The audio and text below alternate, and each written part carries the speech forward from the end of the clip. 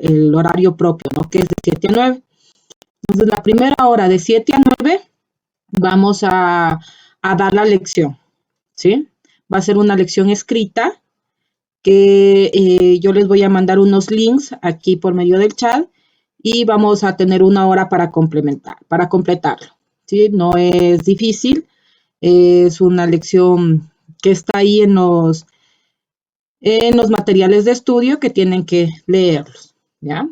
Entonces, por favor, para que tomen en cuenta y si hay algún compañero que no ha logrado conectarse el día de hoy, igual al final les voy a tomar la lista para que le comenten que el día viernes próximo a las 7 de la noche tenemos una lección de los materiales de estudio 1 y 2, es decir, del módulo 1 y del módulo 2.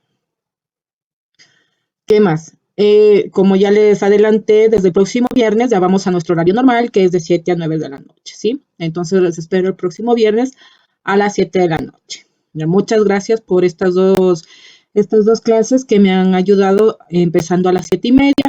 Como ustedes saben, es por motivo de lo que estamos completando la hora del 3 de noviembre. ¿Qué más?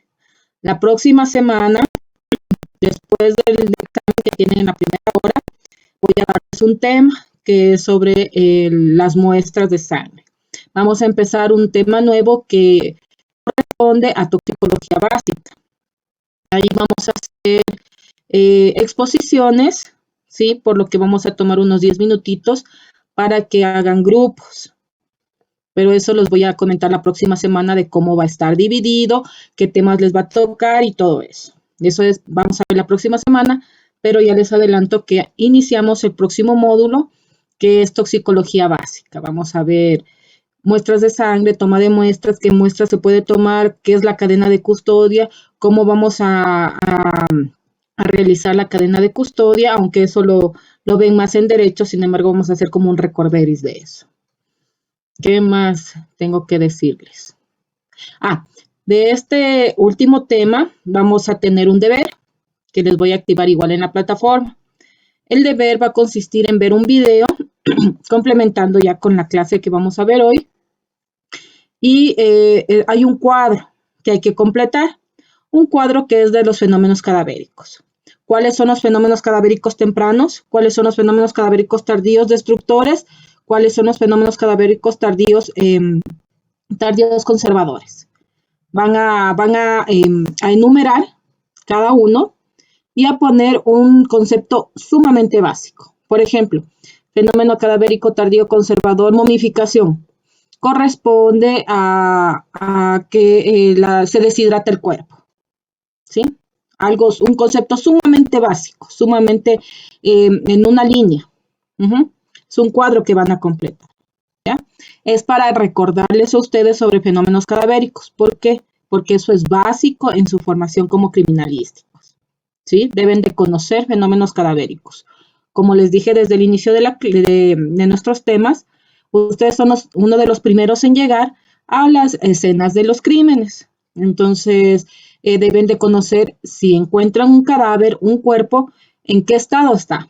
¿Está temprano? ¿Está tardío? ¿Está putrefacto? ¿Sabes que se conservó? ¿No se conservó? Entonces, esto es básico. Por eso refuerzo mucho en esa parte. Y, como les digo, van a ver un video que dura más o menos unos 40 minutos, pero habla de todos los fenómenos cadavéricos, de todo este tema que hemos visto sobre tanatología. ¿Ya? ¿Alguna pregunta que tengan? ¿Preguntas? ¿O quedó claro? Las directrices que se les da siempre al inicio. ¿No? Ya, al final les tomaré lista como siempre les he dicho. Si no hay preguntas, vamos a iniciar la clase, ¿ok? El momento que esté compartiendo la exposición, voy a cerrar la cámara, ¿no? Porque hay interferencia y no me vayan a escuchar, ¿ya? Entonces, permítanme, comparto pantalla. Primero la cámara. Recuerden que como voy a estar exponiendo, no se ven mucho los chats. Entonces, si quieren interrumpir durante la exposición, me hacen la manito, ¿ya? Por favor. Listo. A ver, ¿qué sale aquí? Ya. ¿Sí pueden ver la exposición, chicos? ¿Sí se ve? Sí. Seguro, seguro. Listo. Entonces vamos a iniciar con todo lo que es los fenómenos cadavéricos. Antes de esto, ¿cuántos fenómenos cadavéricos tenemos? ¿Quién me puede decir?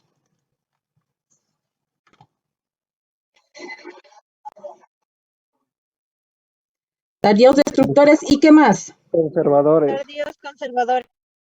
Exacto, muy bien, no se deben de olvidar eso. Como les dije la semana anterior, los tardíos tempranos son los que inician dentro de las 24 horas, ¿sí?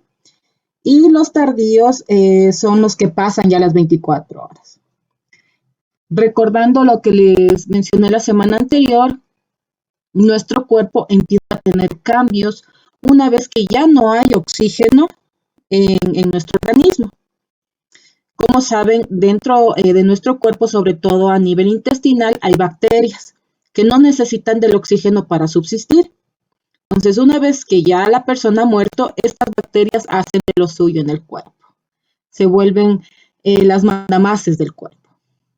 Ahora, los fenómenos cadavéricos tempranos son que les voy a enumerar ahorita.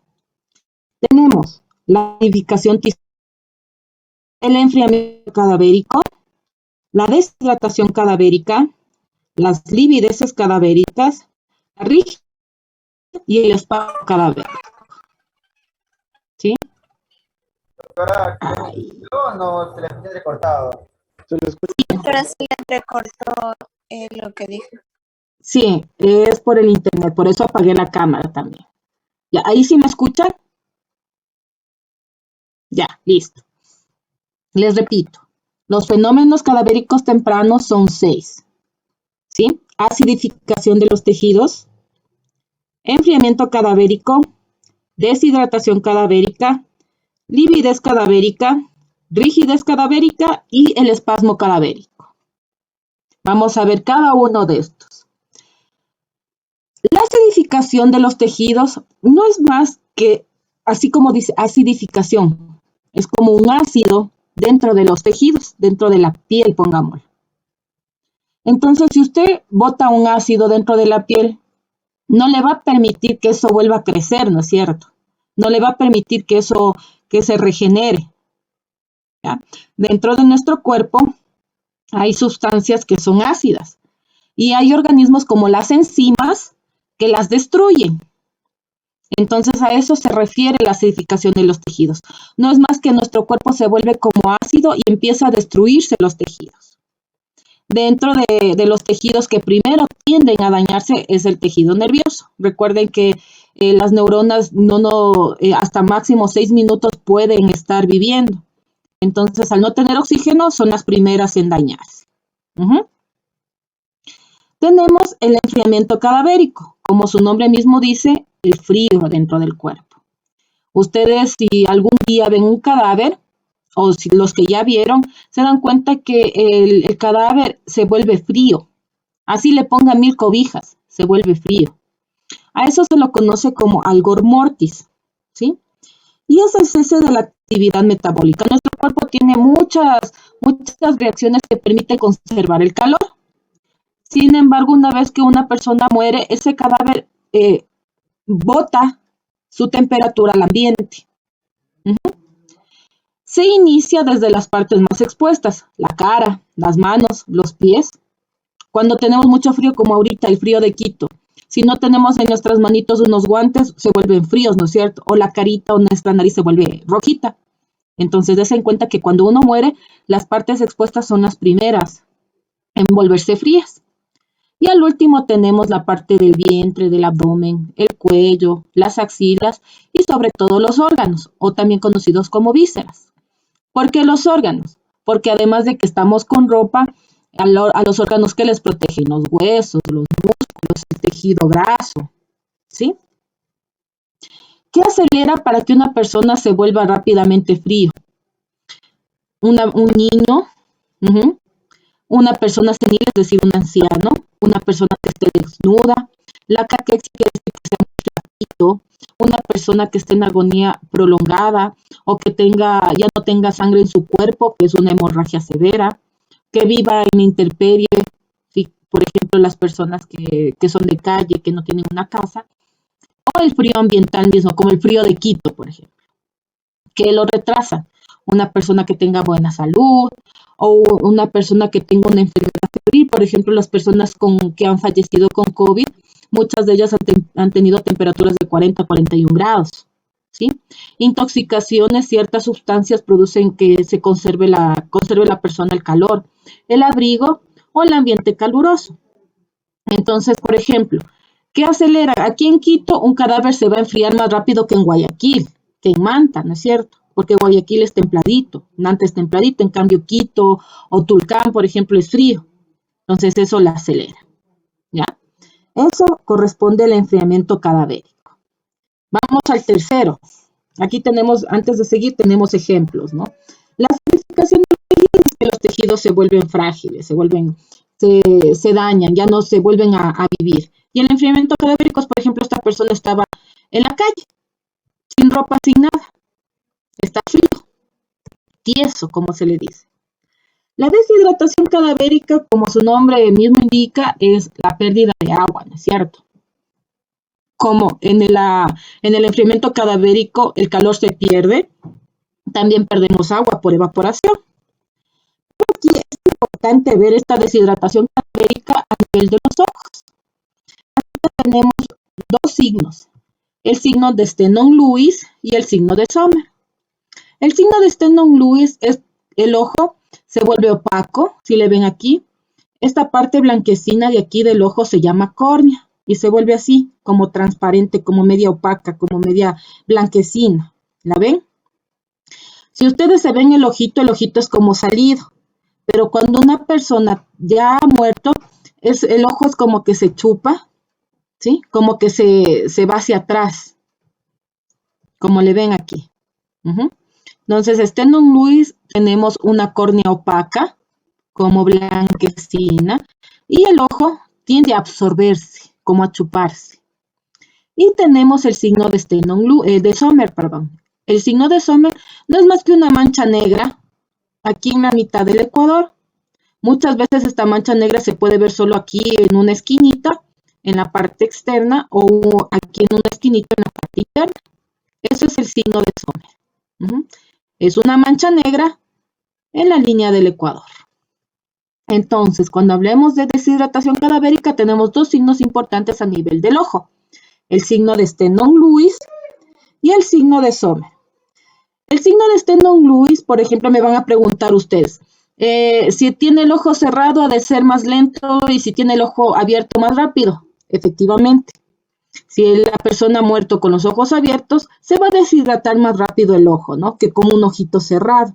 Con el ojo cerrado vamos a tener un poquito más de tiempo. ¿Sí? Tenemos el espasmo cadavérico. Se lo conoce también como el signo de Puppé o Taylor. Es una rigidez que se da de manera instantánea. ¿Sí? Es raro, no se ven todos, pero en los pocos que se ve es, por ejemplo, y voy a prender la cámara para que ojalá no se me... Tenemos una persona que se ha suicidado con un arma de fuego, justo aquí en la sien, ¿no es cierto? El espasmo cadavérico no es más que eso, que se ha suicidado y ¡bum! Se quedó muerto así, con la mano así. Eso es el espasmo cadavérico. Se quedó tieso con la mano totalmente estirada en esta posición. O una persona que vamos a ver en la fotografía aquí, una persona que ha querido suicidarse con una soga. Se ha querido ahorcar. Y el momento que siente la asfixia, ha querido retirarse esa soga y no puede. Y falleció así, sosteniendo la soga. Ese es el espasmo cadavérico. Es instantáneo. La persona se vuelve tiesa de manera instantánea. ¿Sí? Esto se debe porque nuestro cuerpo tiene energía. Y esa energía y esa adrenalina también se elimina rápidamente y se queda así la persona, estática. con una pose sumamente característica de las personas que presentan este fenómeno cadavérico. Como les dije, no es raro verla, no se la ve siempre. Las lividezas cadavéricas son las llamadas livor mortis y son las manchas púrpuras. Miren, son las manchas púrpuras que van a ver dentro de un cuerpo. Estas livideces cadavéricas dentro de su cuerpo, dentro de los órganos, se las conoce como hipostasis visceral. Y vamos a ver un gráfico para que se den cuenta de dentro de los órganos cómo se ve estas livideces cadavéricas. Aparecen a las 3 horas de una persona muerta. Entonces, si van a la morgue a rotar, esperemos que sí, van a encontrar esto. El cadáver así todo morado. Las 12 primeras horas se deben a cambios de posición. Es decir, si una persona ha fallecido boca arriba, estas livideces cadavéricas, que no es más que el declive de la sangre por el fenómeno de gravedad, se va a la parte de atrás, ¿no es cierto? Si me pongo boca arriba, ¿a dónde irá toda la sangre? A la espalda, ¿no es cierto? Entonces, si yo le digo, no quiero que muera boca arriba, quiero ponerle del lado izquierdo, ¿a dónde se va a ir la sangre? Si es que le pongo del lado izquierdo. Si le muevo al cadáver y todavía le puedo. Al lado izquierdo, ¿no es cierto? Entonces, dentro de esas 12 horas, nos indican que la persona, si la mueve, estas livideces pueden cambiar de posición. No es que siempre van a estar en la espalda. Si usted le mueve, cambian de posición. O si usted les aprieta con el dedito, se vuelven blanquecinas, porque pueden cambiar de posición, como les digo. Pero pasadas las 12 horas, las que ya tenían, por ejemplo, en la espalda, las que ya tenían, aparecen nuevas, pero las que tenían en la espalda ya no desaparecen, ya se quedan ahí. Y las 24 horas ya prácticamente se queda esa coloración púrpura. En la horcadura, las livideces van a encontrarse a nivel de los miembros inferiores. Puede verse esas manchas púrpuras o se puede ver puntos rojizos. A esto se lo conoce como livideces en pantalón, porque se va todo por la fuerza de gravedad a las piernas. Si una persona ha fallecido por sumersión, es decir, ahogada en el mar o en un agua dulce, son pálidas. ¿Sí? Son pálidas porque no hay ese calor, ya está frío el cuerpo. Y cuando una persona se intoxica con monóxido de carbono con los calefones, que es muy habitual, tienen una coloración de rojo cereza. ¿Sí? Ahora, vemos estos ejemplos, ¿no? Como les dije, en las 12 primeras horas, estos se van a las zonas declives de la piel, es decir, a las zonas en donde ha fallecido. Si es boca arriba, vamos a encontrar la espalda. Ahora, ustedes me van a decir, pero están estas partes blancas. Por ejemplo, si esta persona ha fallecido así, con la mano dentro de parte del tórax, esto no se va a pintar, porque está un peso ahí, que es la mano, ¿no es cierto? Todo esto se pinta, pero esta parte no, porque hay ese peso que no permite que se coloree. Por ejemplo, acá, esta persona falleció boca arriba, pero como hay ese peso a nivel de la espalda y de los glúteos, no se va a pintar. Pero si yo le muevo dentro de las 12 primeras horas, esta coloración se va a ir, por ejemplo, al lado derecho, digamos. Y esto ya no va a estar este morado dentro de las 12 primeras horas. Pero si yo le dejo las 12 otras, es decir, las 24 horas, se va a pintar todo. Excepto esta parte donde hay ese peso que les digo que no permite que se pinte. Y tenemos el último fenómeno cadavérico, que es la rigidez cadavérica. Es parecido al espasmo cadavérico, ¿sí? Es parecidísimo, solo que el espasmo se queda en una sola posición, mientras que la rigidez es todo el cuerpo. Se denomina rigor mortis, es el endurecimiento y la retracción de los músculos, ¿sí? Cuando, por ejemplo, estamos con mucho frío, ustedes han visto que las manitos se vuelven como tiesas, como duras, ¿no es cierto? Y necesitamos calor para que se vuelvan blandas. En este caso, por ejemplo, por el frío, los músculos se vuelven tan duros, que no se puede uno regresar a la normalidad. Empiezan con los músculos que estamos expuestos. La cara, los músculos de la cara, los músculos del cuello, los músculos de las manitos, de los pies, y terminan con la parte del abdomen, de los miembros inferiores. El abdomen, como saben, porque estamos cubiertos con un montón de cosas. Y los miembros inferiores, porque son músculos más grandecitos. ¿Cuándo desaparece este fenómeno cadavérico? Es decir, cuando se vuelven así sumamente tiesos. Desaparece cuando empieza la putrefacción, es decir, a las 24 horas.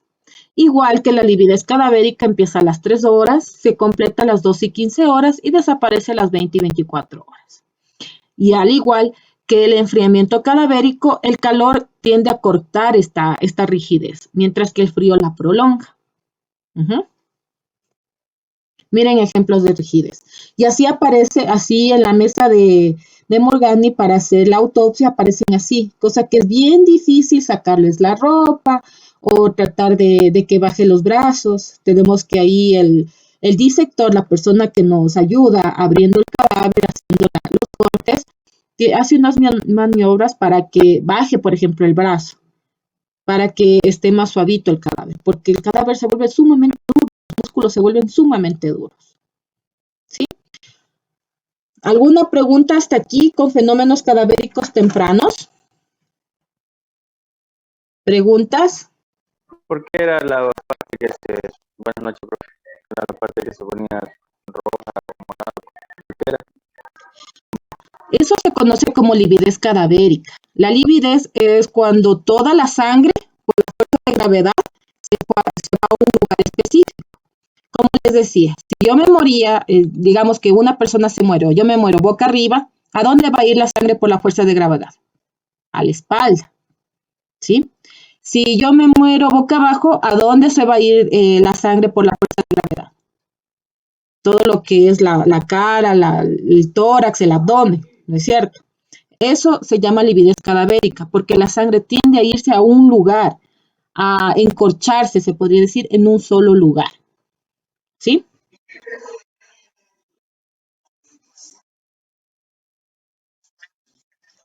Eso es lo que les decía, que en ese caso se lo conoce como lividez en pantalón. No se ve muchas veces que esté morado los miembros inferiores. A veces solo se ve puntitos rojos, ¿sí? Entonces hay que diferenciarlo muy bien que una persona que la encuentren ahí ahorcada, por ejemplo, ¿ya? Pero por lo general se le conoce como livideces de pantalón porque la fuerza de gravedad se va a ir a los miembros inferiores. Si ustedes van a una escena en donde el calefón ha estado prendido y se intoxicó, es por monóxido de carbono y la coloración va a ser una rojo cereza, como la cereza, sí, es igualita.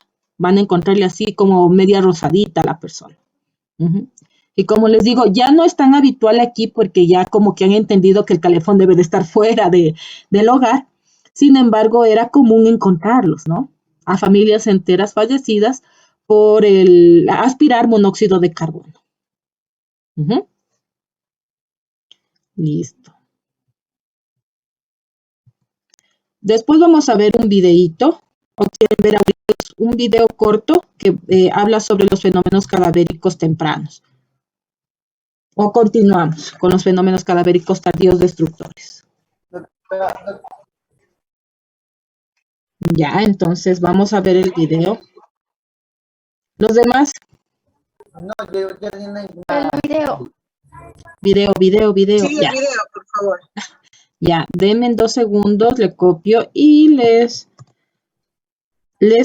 pongo para que lo vean, ¿ya? Para que lo veamos juntos. Espérenme. Son, como les digo, videos sumamente cortitos. Y, a ver, les voy a compartir.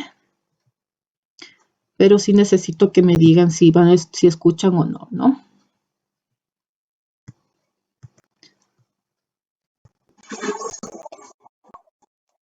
¿Se escucha?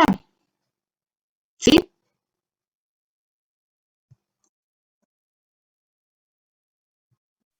No, doctor. Ya. No se escucha, entonces tengo que ir acá. Panel, ocultar panel de video, compartir sonido. Ahí está. En esta ocasión hablaremos un poco acerca de lo que son los fenómenos cadavéricos tempranos. Así que si te interesa mucho este tema, no te vayas y quédate en este video. Yo soy el Crimi Virgen y sin más que decir por el momento, vamos a comenzar.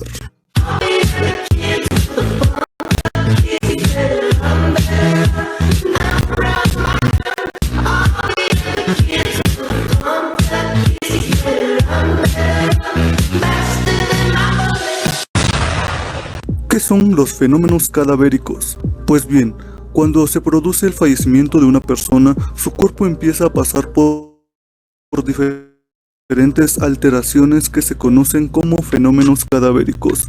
Conocer estos procesos es impredecible a la hora de poder conservar y preparar al fallecido para que se haga en las mejores condiciones posibles.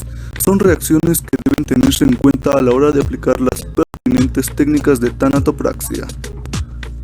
Tenemos diferentes teorías para definir y clasificar estos fenómenos cadavéricos. Entre las más importantes se encuentran la clasificación de Borri de 1926, la clasificación de Franchini de 1985 o Le Bonchut, pero sin duda la más completa es la clasificación de Vargas Alvarado, la cual veremos en este video y lo clasifica de la siguiente manera.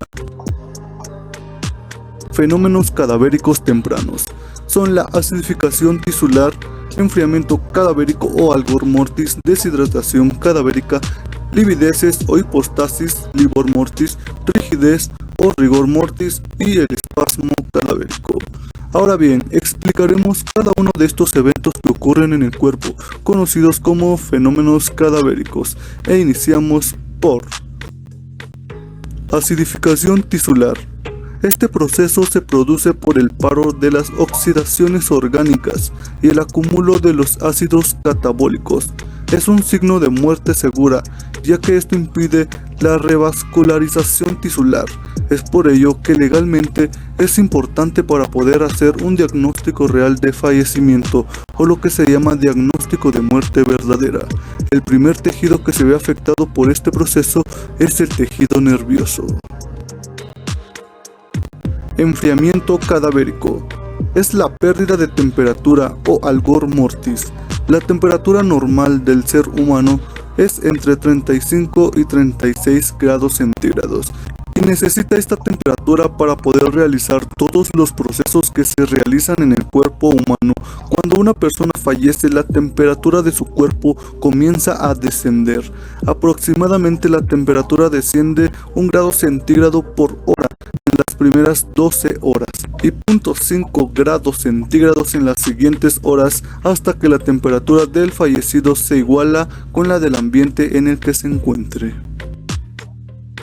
Deshidratación cadavérica. Es la pérdida de agua que se produce por evaporación. Los principales signos de este fenómeno se observan en los ojos, donde podemos observar tanto el signo de Sommer-Larcher, también llamado mancha esclerótica negra, que ocurre principalmente si el fallecido mantiene los ojos abiertos durante al menos 5 horas después del fallecimiento, y el signo de Stenon-Lewis, pérdida de transparencia en la córnea. Este fenómeno aparece en todos los fallecidos, independientemente de si permanecen o no con los ojos abiertos. Livideces e hipostasias cadavéricas.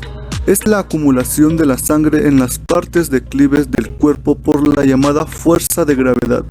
La sangre se dirige a las partes de más declive, obedeciendo a las leyes físicas, constituyendo la llamada circulación póstuma. Cuando se acumula en las vísceras se llaman hipostasias viscerales. Cuando es en la piel, livideces cadavéricas. Las livideces y las hipostasias tienen importancia porque orientan acerca de la posición final que pudo haber tenido el cadáver. Rigidez cadavérica o rigor mortis. Después del fallecimiento se produce una atonía generalizada del cuerpo, para pasar después a una contracción muscular, provocando endurecimiento y retracción de la musculatura del fallecido. Esta rigidez suele comenzar a las 2 o 3 horas, suele completarse a las 10-15 horas y comienza a desaparecer a las 24 horas, momento donde el cadáver es más rígido, hasta que desaparece totalmente a las 48 horas del fallecimiento. Y bien, el espasmo cadavérico o signo de Pupu o Taylor es una forma especial de rigidez que se da cuando se produce una muerte violenta. Por ejemplo, heridas mortales por arma de fuego, electrocutados, hemorragias cerebrales masivas, convulsiones, etc. Este tipo de rigidez es inmediata al fallecimiento y solo se puede eliminar con cirugía. Y bueno, comunidad forense, eso es todo en el video de hoy. Dale like si te gustó para hacer una... Creo que con eso ya complementamos un poquito más lo que hemos visto, ¿no? A ver, vamos a continuar ahora con... Dígame, Ricardo.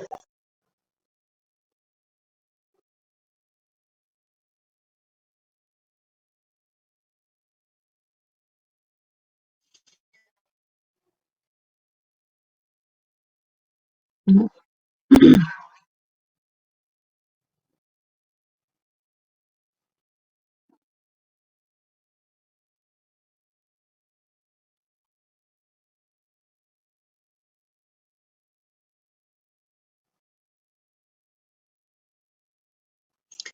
Mm,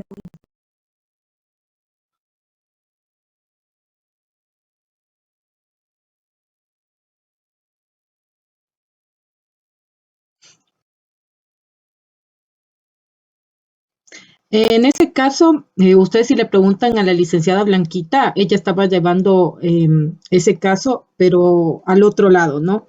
De que había sido alterado. La escena fue alterada, aquí los policías se les fue la mano y el gobierno para encubrir esta situación hizo todo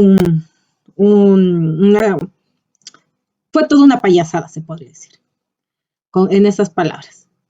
La cuestión es que como hubo tantas irregularidades y la persona, ustedes sí se han de acordar que la persona que dice que había fallecido apareció en Venezuela, ¿no?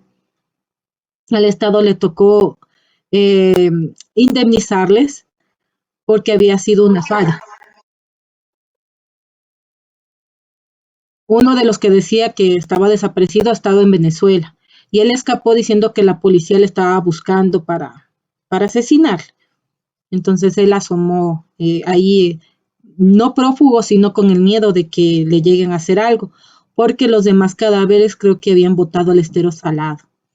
Entonces la escena estuvo movida, fue totalmente un disparate y terminamos en derechos humanos. Y realmente al Estado le tocó indemnizar una gran cantidad de dinero a las viudas, por una negligencia que fue a nivel policial, lastimosamente. Como ustedes ven, en todo lo que corresponde a derechos humanos, desde León Febres Cordero en adelante, hubo violación a la vida y nunca encontraron los cuerpos. Oscilen un poco sobre las dictaduras de Argentina o de Chile con Pinochet. No aparecieron hasta ahora los cuerpos. Entonces, más o menos fue así el caso Fibeca y el Estado perdió y tocó indemnizar. Uh-huh. Y sobre ese último punto que decía que tienes que quitarle con cirugía, en medicina legal no necesitamos ningún tipo de cirugía. Realmente ahí yo no sé cómo los disectores hacen, pero hacen unos movimientos sobre todo para los músculos y para los huesos, para que la persona que quedó así quede totalmente normalita. Realmente ahí los tanatoprácticos, que son las personas que se encargan de embellecer al cadáver, para que la familia no tenga un impacto tan fuerte, ¿no? De cómo ha fallecido su familiar, les dejan, pero como que no estuvieran muertos. Les arreglan súper bonito. Ustedes se acordarán el caso de Lisbeth de Guayaquil, del aparente femicidio, ¿no? Que habían encontrado que les habían pegado con brujita a ciertas partes de la cabecita. Eso hace un tanatopracto, ¿sí? Ellos deconstruyen todo eso. Por eso es que yo decía, ¿cómo van a ir contra esta persona que lo que estaban era pagándole para que le arreglen la cara, para que no sea no sea un impacto tan fuerte para los familiares, Sin embargo, se lo consideró como un encubridor por el hecho de que no denunció de que era una muerte violenta, ¿sí? Pero eso lo vamos a ver más adelante. Muy injusto. Para mí fue injusto porque lo que estaba haciendo era su trabajo, ¿no? Es un tanatopractor que tiene que arreglar al cuerpo, arregla el cadáver. Ellos les visten, ellos le maquillan, ellos le arreglan. Entonces, como vio que tenía esos cortes, esos golpes, más bien dicho, lo que hizo es con brujita pegarle. Y eso es lo que hacen también en medicina legal, en la morgue. Para que queden así medio bonitos los cuerpos, cogen con la brujita y les pegan ciertas heridas que ellos tienen para que se les vea como normales, pues, evitando el impacto a los familiares, porque no es bonito verle, por ejemplo, en la autopsia así todo destripado, todo hecho pedazos, que verle en un ataúd que parece que no estuviera muerto, ¿sí? Y entonces, bueno, ahí sí se entiende entre la gente. Vamos a continuar. Doctora, buenas noches. Dígame, Fernando. Doctora, una duda o una pregunta. Diga. Estamos tratando el tema sobre la clasificación de los fenómenos cadavéricos. Estamos tratando sobre la suspensión completa o de cúbito lateral derecho, ¿no es cierto? Todos esos puntos. Hace unas 3 semanas creo que hubieron un fin de semana, 2 semanas creo, 3, algo así, aproximadamente aquí en la cárcel del litoral, lo que es la Roca, toda esta cuestión acá. Entonces aparecieron unos 4, 7 creo que fueron, sí, 7, aparentemente suspendidos, ahorcados.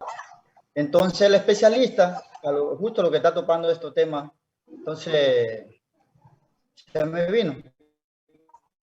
Yo dije, el especialista debe ver si fue legalmente una suspensión o fue muerto y lo suspendieron. Pero para aquello seguro debe haber características, quizás en los labios, quizás en los dedos, en las uñas, quizás en algunas partes del cuerpo. La verdad sí. Verán, eso más bien vamos a ver en lesionología, la parte que es asfixias. Las asfixias mecánicas toman todo lo que es estos temas de cuando una persona es estrangulada, cuando una persona es ahorcada, cuando una persona es sumergida o es enterrada. ¿Sí? Hay características, y eso les adelanto ahorita, pero así sumamente como flash de lo que toma Fernando. Hay características en la ahorcadura. La ahorcadura no va a ser... hay signos premortem y postmortem. Premortem quiere decir antes de que muera una persona y postmortem después de lo que muera una persona. En este caso, las personas que les encontraron suspendidas tienen características, por ejemplo, postmortem, que va a decir, no, esta persona aparentemente no fue ahorcada. ¿Por qué? Porque cuando una persona muere, la sangre sobre todo es fluida.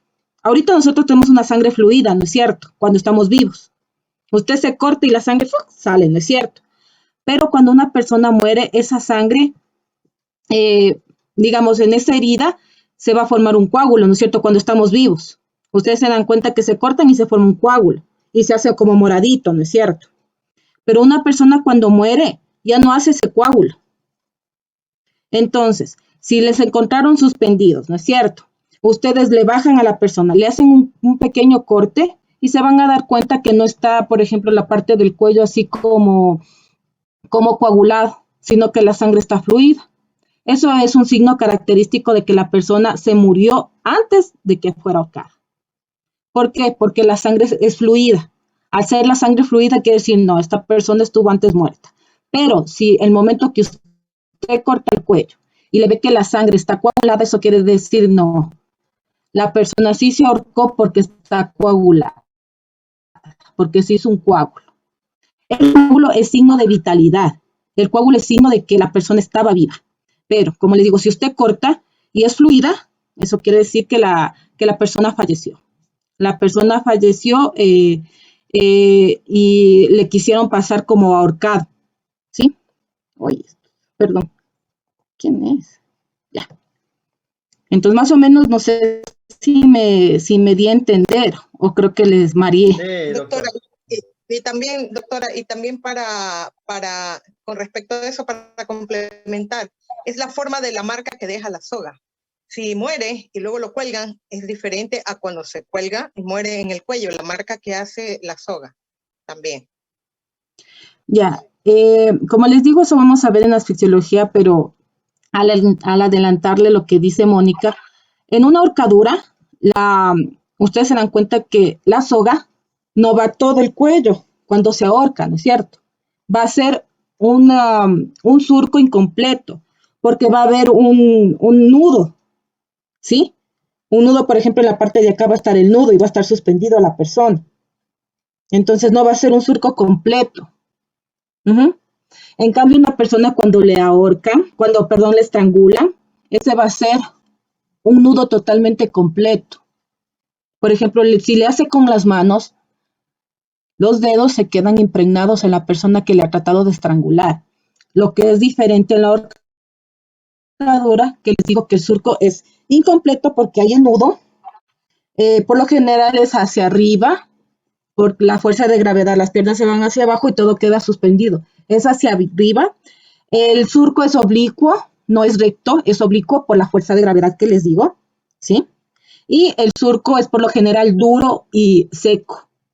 Es seco, usted toca y es seco, es duro. Ujú. ¿Ya? Entonces eso se diferencia, eso se ve en la armadura. A diferencia de la estrangulación, que si le hace, por ejemplo, con una bufanda, es completo, el surco es completo, el surco es recto, porque le está haciendo así, ¿no es cierto? Es recto. ¿Sí? Y por lo general el surco no es duro, sino es solito, es blando. Esas son las diferencias que vamos a verla en lesionología de mejor manera, con gráficos, con videos. Uh-huh. Isabel, dígame.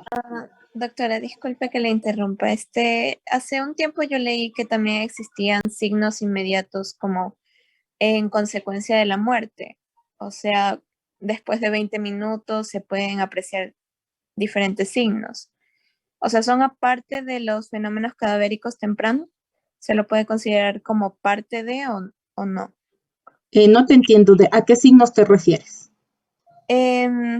A signos como consecuencia de la muerte. O sea, son los que hacen posible diferenciar entre una muerte aparente o verdadera. No, eso ya vimos. La muerte verdadera es te moriste, te moriste. La muerte aparente, en cambio, gracias al fonendoscopio nosotros podemos escuchar latidos, podemos escuchar respiraciones. O nosotros ponemos las máquinas y las máquinas nos van a dar los movimientos, ¿sí? En la antigüedad te puedo indicar que no, que la persona sí, aparentemente falleció, por ejemplo, que tenía catatonia, que quedaban así, solo a veces ni los ojos movían. Pero ahora es diferente, ¿sí? Aunque vimos en los videos que habían los llamados milagros, ¿no? Que parecía que se había muerto y ¡bum! Otra vez empezó el corazón. O fue por la presión mucho que hacen cuando hacen resucitación cardiopulmonar o cuando les ponen adrenalina a grandes dosis que hace que el corazón siga bombeando. Entonces, ahora utilizamos nosotros esas características, ¿sí? En una persona que en la muerte aparente esté frío, no siempre se ha visto. No siempre se ha visto, ¿sí? Por lo general, el cuerpo conserva una cantidad de calor. Por ejemplo, ustedes van a leer una vez sobre los yogis, las personas que hacen yoga en la India. Ellos pueden llegar hasta que su pulso sea indetectable, porque tienen un nivel de concentración sumamente fuerte.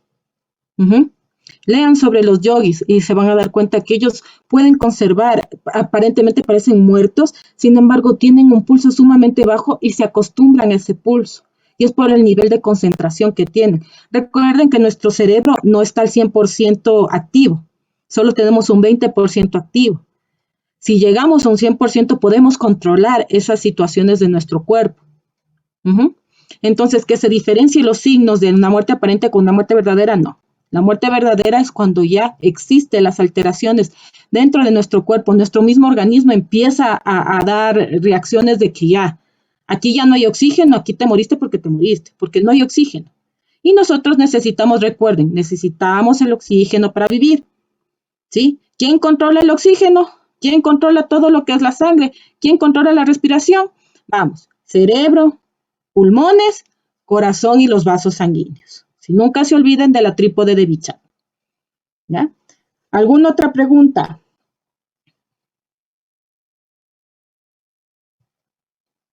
Bueno, vamos a continuar. Vamos con fenómenos cada vez otra vez me van a escuchar entrecortado. Listo. Vamos con fenómenos.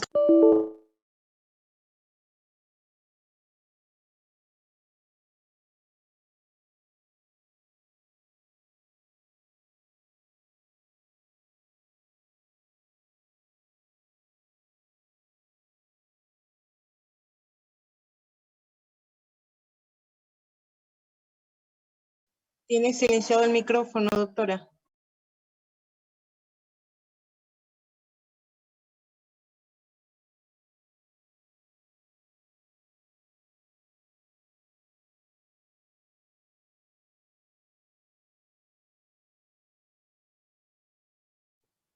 Está silenciado su micrófono, doctora.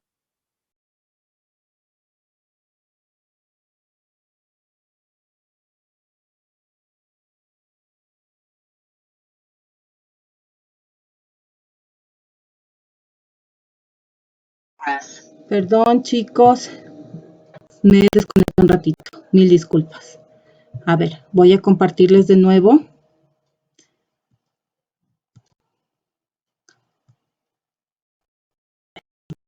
Con fenómenos.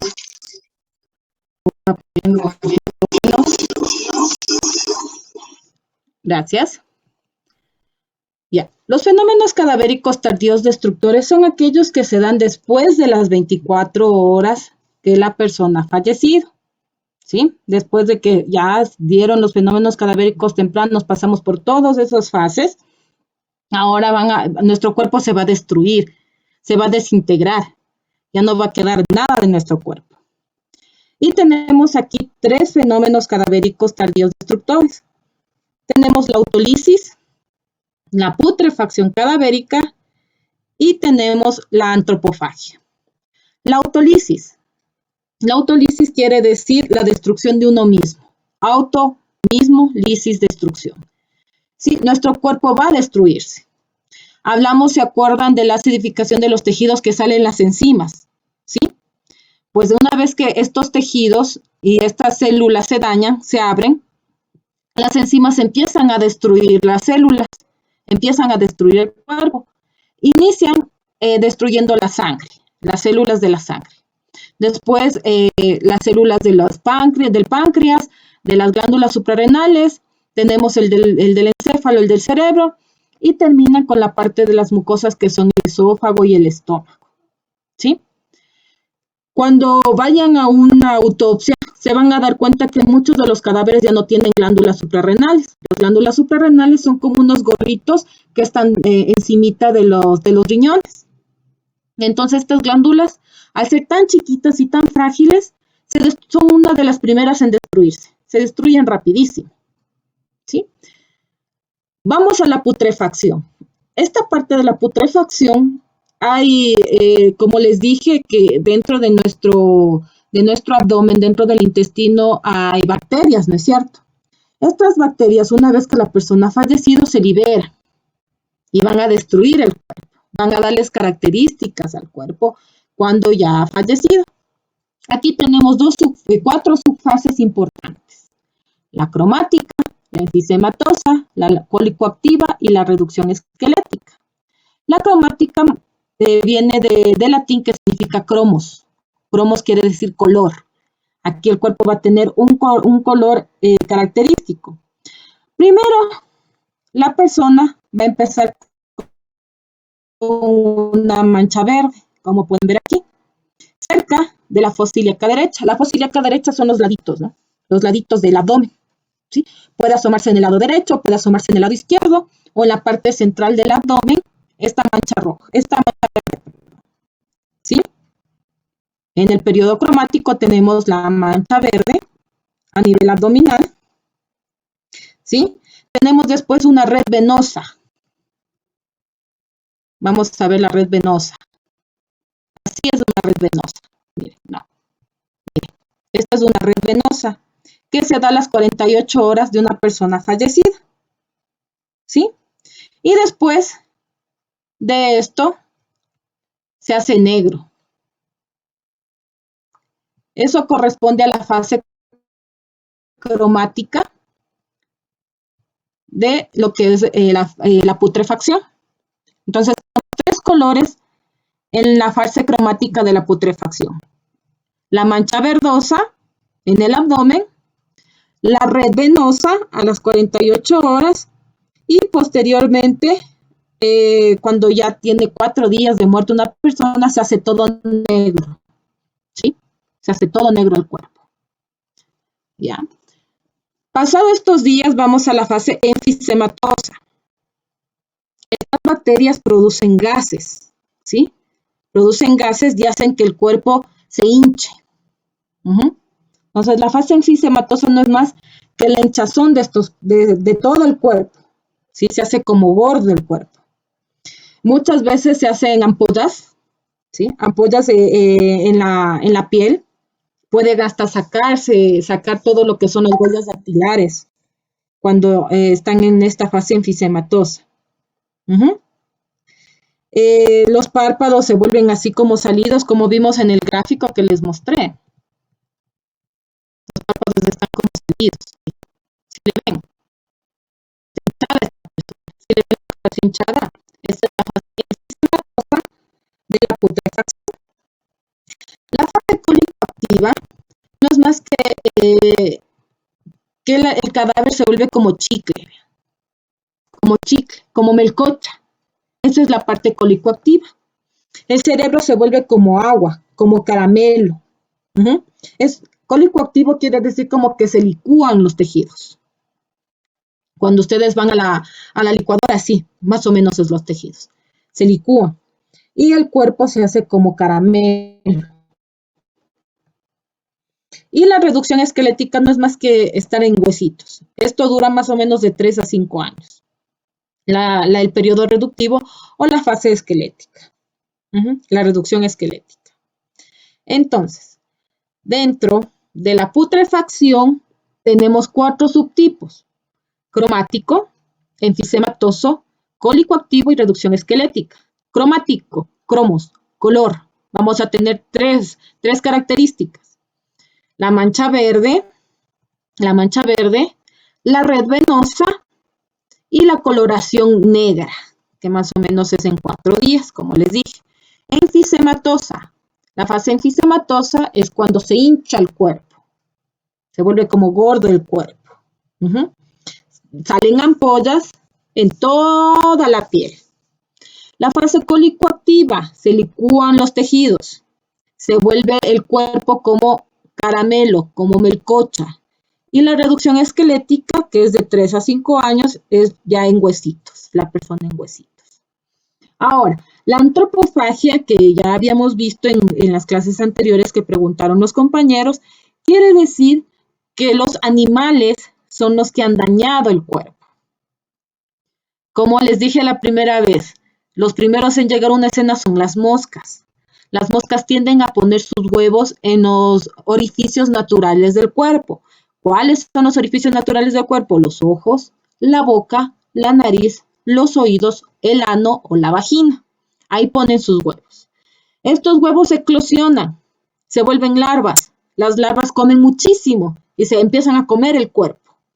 Después de estas larvas se hacen ninfas y después se hacen otros mosquitos, ¿sí? Otros animales, por ejemplo, los perros o los lobos, tienden a comer las manos o las piernas, arrancan las manos, arrancan las piernas, que es lo que estábamos viendo en Samuel Chamber, que no fue así, pero según los expertos creían que habían sido los perros que les habían arrancado las manitos y los pies.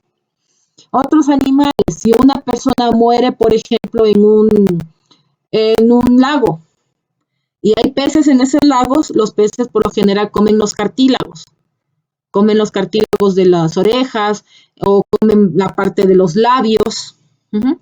Si está en un bosque y hay pájaros, los pájaros se comen por lo general los ojos. tienden a comerse los ojos o la parte también de los labios. ¿Ya? Aquí tenemos algunas características. Las ratas también se comen las partes blandas de la cara y las manos.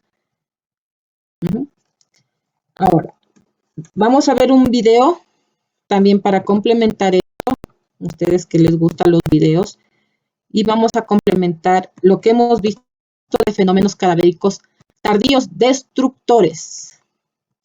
Permítanme y a ver, les cambio aquí en el YouTube.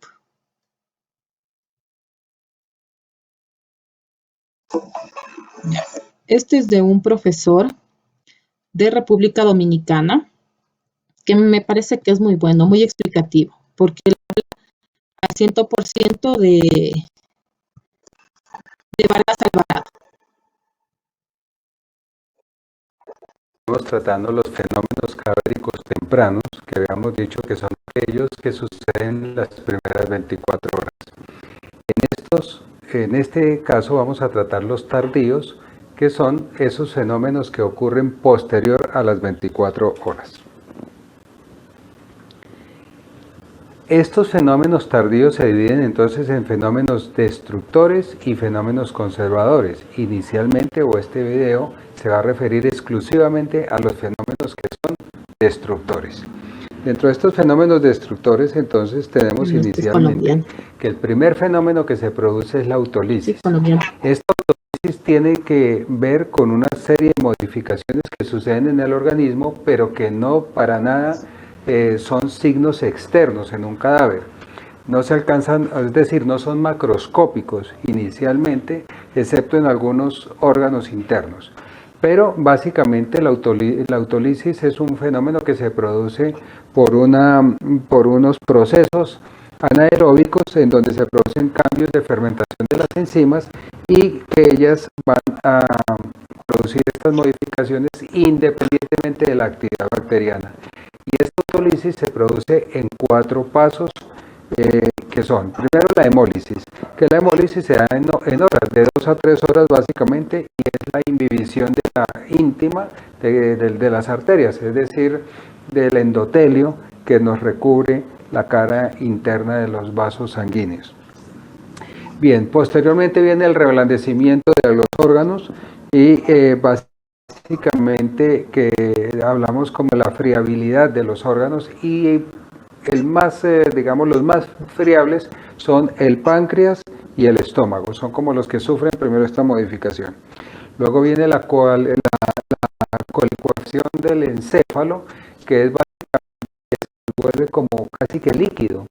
Un cerebro al cabo de unas horas, de 24 horas en adelante, es un cerebro que ya lo podemos encontrar casi que líquido. Y esta es una de las características que se produce por la autólisis. Y finalmente tenemos la cavitación de órganos. Esta cavitación, el órgano más susceptible en este caso es el timo, sobre todo si hablamos en niños. Pero en el adulto también, aunque esté en forma ya atrófica o involucionada, también es muy friable de bien. Y los dos más resistentes en este caso son, por ejemplo, el útero y la próstata del hombre, son los más demorados en llegar a esta condición. Bien, el segundo proceso entonces que tenemos ya es la putrefacción. Y la putrefacción la dividimos en varios periodos o fases. El primer periodo de ellos es el periodo cromático. Este es una mancha verdosa que se inicia generalmente en la fosa ilíaca derecha, y de allí comienza su extensión hasta cubrir la totalidad del cuerpo, pero básicamente la característica que tiene es su punto de iniciación es fosa ilíaca derecha. Hay algunas modificaciones allí que no se consideran como fenómenos para todos los cuerpos, sino que algunos lo pueden presentar, y es que en algunos cuerpos, cuando están en esta fase o en este periodo, se les visualiza toda la red venosa, y eso algunos autores lo han llamado de alguna forma, le dicen el moteado venoso, lo llaman el signo medusa, en fin, pero básicamente es la visualización de la red venosa que se puede presentar en algunos cuerpos básicamente y que harían parte también de este periodo. Es decir, que ya estábamos diciendo que como son tardíos, este fenómeno cromático se va a presentar a partir de las 24 horas, excepto en algunos casos que hayan factores acelerantes de estos procesos. Bien, el segundo periodo de la fase de putrefacción es el periodo enfisematoso. El periodo enfisematoso consiste en que el cuerpo nos gana volumen y básicamente nos gana volumen por la respiración bacteriana que sucede en el interior. Entonces el cuerpo va ganando unos volúmenes, digamos, desproporcionados, que cuando un cuerpo es necropsiado antes de las 24 horas es un fenómeno que no se nos va a dar porque obviamente ya hemos hecho incisiones sobre el cuerpo y estas incisiones nos van haciendo, digamos, ya no permiten que hayan estos volúmenes. Pero en cuerpos que son hallados tardíamente y ya lo podemos encontrar en un periodo enfisematoso y es donde observamos volumen y un punto donde se observa, o los puntos donde más se observa este volumen tiene que ver con el abdomen y con el escroto en el caso del hombre. Bien, este fenómeno normalmente se da en días. Posteriormente entonces vamos a tener un periodo que se llama el periodo colítico.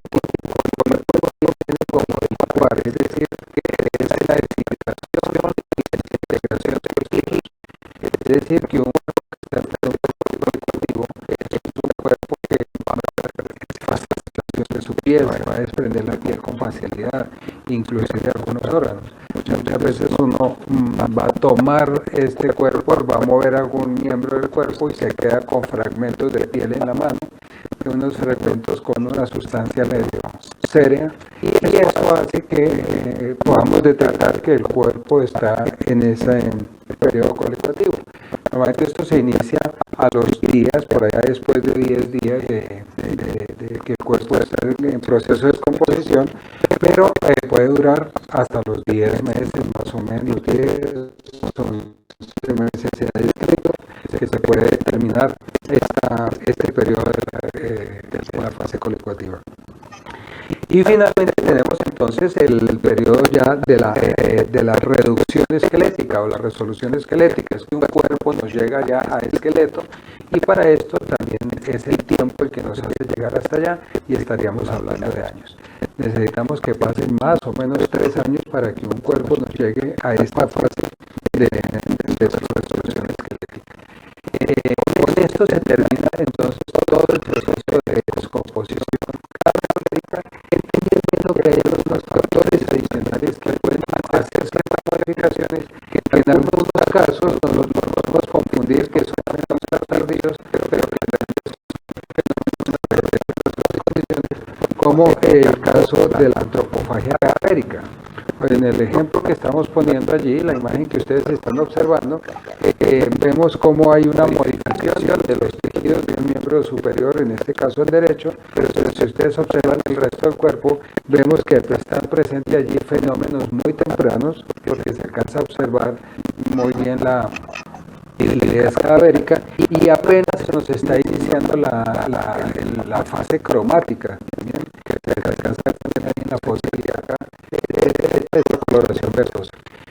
Todas estas modificaciones que están viendo ahí no obedece a descomposición, obedece a que llegaron algunos animales como su cuerpo que se puede estar descomponiendo a la rigidez libre, llegan algunos animales carroñeros o roedores y comienzan a modificarse el cuerpo, que estos serían unas modificaciones tafonómicas que no tienen que ver para nada con la descomposición del cuerpo, sino con una condición ambiental que lo favorece, al igual como lo estamos mostrando en esta imagen. Esto es otra modificación tafonómica también producida por roedores en un cuerpo y que no tiene que ver directamente con la descomposición.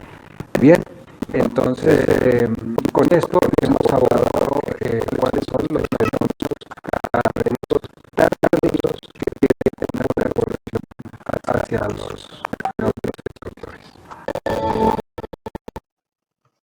creo que con esto complementamos un poquito más de los fenómenos cadavéricos tardíos destructores. ¿Sí? ¿Tienen alguna pregunta?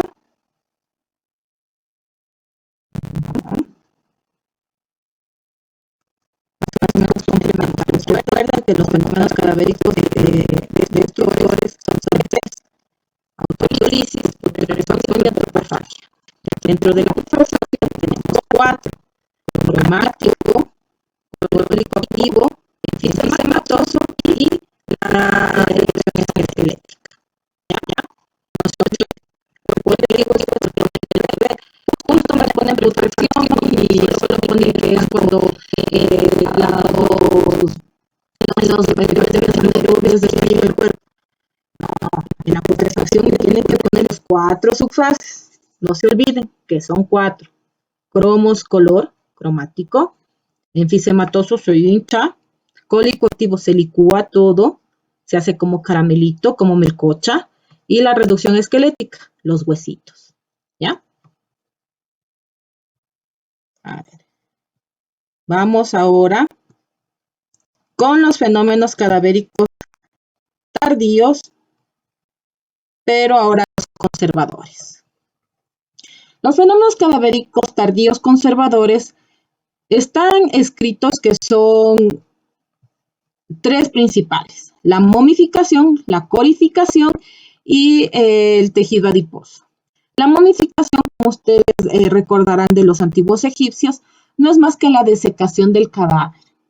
Los tejidos se evaporan y para que el cuerpo se mantenga así como intacto, necesita de un medio seco, que haya un aire circulante y de un ambiente caluroso. Es por eso que las momias están en Egipto, o aquí han visto también ciertas momias en Guano, o ciertas momias, por ejemplo, en México, porque debe de haber un medio seco y también debe de haber aire para que circule. A este cadáver se lo ve como delgado porque pierde sangre y se evapora. Hay la pérdida de peso, la piel se tiene un aspecto oscuro, pero se preservan las características. Si ustedes han leído, por ejemplo, de ciertos faraones, se han encontrado dentro de sus cráneos, dentro de sus cabezas, ciertas fracturas o ciertos golpes. Esto en la momificación es muy importante porque se conserva esos traumatismos que pudo haber tenido una persona. ¿Sí? Entonces, la momificación no es más que la desecación del cadáver, la evaporación de los tejidos. La adiposira o el tejido adiposo, no sé si ustedes recuerden que los jabones antes se hacían con un poco de grasa o con glicerina. Eso es la adiposira. Es una situación intermedia entre la parte de la grasa y la cera. La cera, por ejemplo, de las velas. Una persona que es gordita puede conservarse porque tiene una gran cantidad de grasa. ¿Sí? Esta grasa del cadáver hace que se conserve la persona. Otras también puede ser en los recién nacidos. Recuerda que los recién nacidos salen con una capita blanca, una grasita blanca que se llama vernis caseosa, que hace que se conserve si es que muere un recién nacido, que se conserve la persona, en este caso el bebé. ¿Sí? El cadáver tiene un aspecto de una cera amarilla. Si ustedes han visto, por ejemplo, la grasa del pollito es amarilla. Es lo mismo, la grasa de nuestro cuerpo es amarilla. Entonces, esto es una adiposira. Se vuelve todo como grasita, como cera. Por ejemplo, este es un recién nacido, con la vernis caseosa, con esa grasita. Esto es una manera de conservación. Entonces, las personas que somos gorditos, por ejemplo, si fallecemos, nos vamos a conservar en grasita, con la grasita. La corificación, en cambio, es como un cuero curtido, como ven aquí, como cuero curtido, como cuero negro. Las personas que antes eran enterradas en féretros de plomo o de zinc tenían esta característica y se conservaban los cuerpos. ¿Sí? Entonces, los fenómenos cadavéricos conservadores son la momificación, la adiposira y la corificación. Tenemos otras características, otras disposiciones, ¿no? Para conservar el cuerpo. Por ejemplo, el embalsamamiento. En Rusia, por ejemplo, a Stalin o a Lenin, creo que a uno de los dos los tienen totalmente conservado. Y eso es colocando, por ejemplo, formol o colocándole ciertas sustancias para que su cuerpo no muera y se preserve, ¿sí?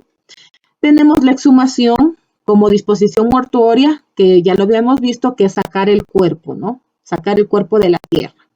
Hay dos disposiciones en exhumación.